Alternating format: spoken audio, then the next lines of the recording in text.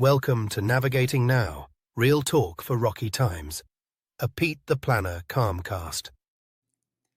Good day to you. It's Peter Dunn, Pete the Planner, CEO of Your Moneyline. As always, on Tuesdays and Thursdays at 2 p.m. Eastern, we gather here during these strange economic times just to check in, see what's happened, and so you can walk around kind of knowing what's going on. It's an important thing to do. There's a couple brisk news items we'll get to in a moment, but today we're talking about interest. We're talking about interest rates. We're talking about how much you pay in interest and a couple other market things as well. Here's what I would like you to know before we get started today, which we will have more information for you this Thursday's CalmCast.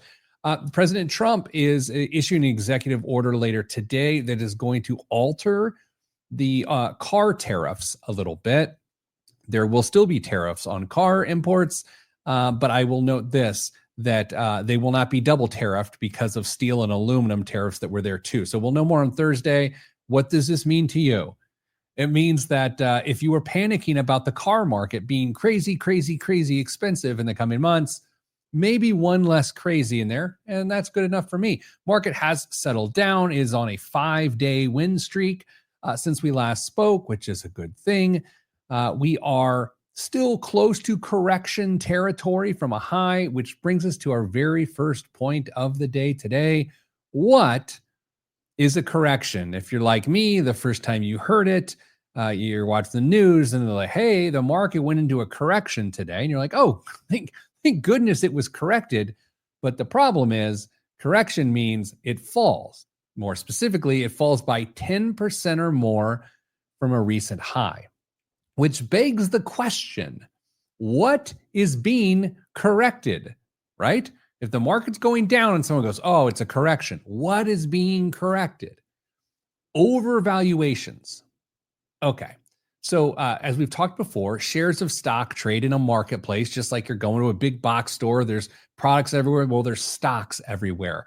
And when an investor goes to buy a stock, they evaluate a few different things, including like, well, does this company have a profit?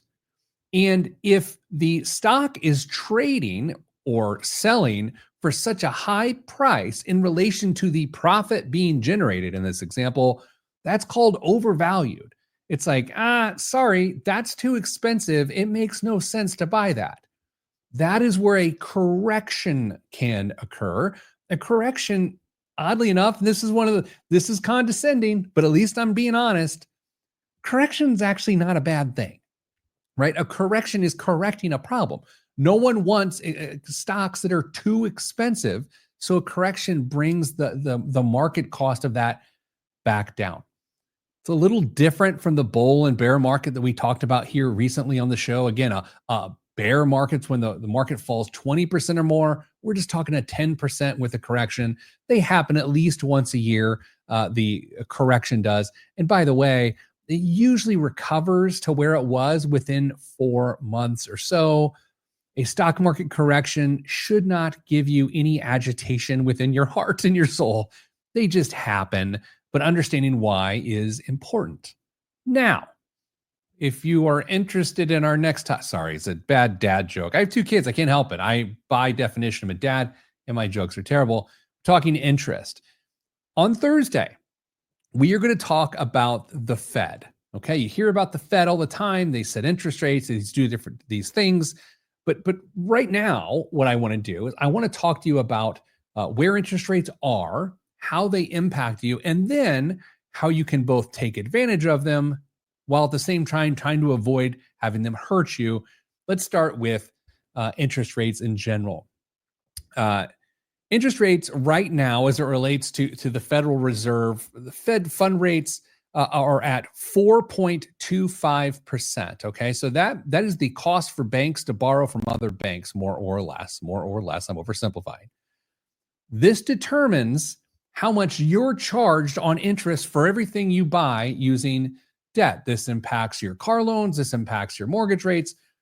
And to some degree, it affects how much you're paid on your bank account, or if you're borrowing from a personal loan or something like that. It is all impacted by the Fed rate. When the Fed decides to lower the interest rate, there's an impact on that. There is more home buying, more refinancing. There's generally increased consumer spending. Businesses invest more and grow and hire. So I just shared these things with you. And again, we're going to talk about the Fed more on Thursday. Those all seem like amazing things, but there's some risk that usually come with that. The primary one being inflation risk. When it cuts rates, when the Fed cuts rates to stimulate the economy, to get people spending money again and investing, it can cause major problems because then supply and demand can get thrown off, and it can start to make prices increase, which is not what we're looking for. So needless to say, as we'll talk on Thursday, the interest you pay on stuff is variable in nature, and it's often determined by the Fed. That being said, let's see where interest rates stand today. Average 30-year rate on a mortgage. So mortgages usually 30 years to pay your mortgage as standard, which is interesting because not too many decades ago, the most common mortgage length was 4 years. Can you imagine taking out a home loan and you have 4 years to pay it back? Well, that's how it used to be. Now it's 30 years as the standard. So when people talk about interest rates around homes, they always quote the 30-year conventional rate. It's just under 7% right now.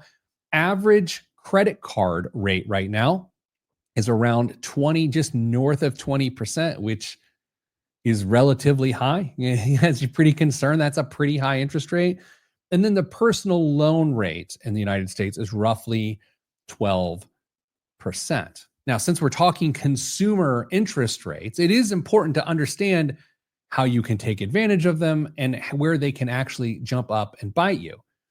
If you're anything like me, in the last year or so, you've really enjoyed the high interest being paid on high yield savings accounts, because when interest rates, the Fed rate, when the interest rates are relatively high, like they are now, you can actually have your bank or any sort of savings or investment institution pay you to hold your money a pretty attractive rate.